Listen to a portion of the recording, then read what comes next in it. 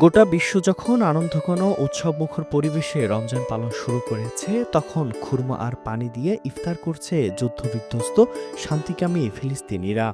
অবরুদ্ধ গাজা উপত্যকায় শুক্রবার শুরু হয় পবিত্র রমজান মাস। এদিন রাতে প্রথম সেহরি খান তারা।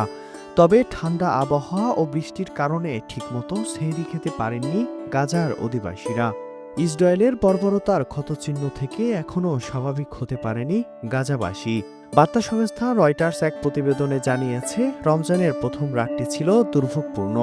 ইসরায়েলি বর্বরতার কারণে বিধ্বস্ত বসতবাড়ির সামনে কেউ কেউ তাঁবু গেড়ে দিন কাটাচ্ছেন। দখলদার ইসরায়েলের সঙ্গে গেল ১৯ জানুয়ারি সশস্ত্র গোষ্ঠী হামাসের যুদ্ধবিরতি শুরু হয়। চুক্তি অনুযায়ী গাজায় কয়েক হাজার বাসিন্দার বাড়ি ফেরার কথা ছিল, কিন্তু ইহুদিবাদী ইসরায়েল কথা না রাখার কারণে সাধারণ মানুষকে এখনও অস্থায়ী তাঁবুতে থাকতে হচ্ছে, যেগুলো একটু বৃষ্টিতেই দুর্ভোগের সৃষ্টি করেছে।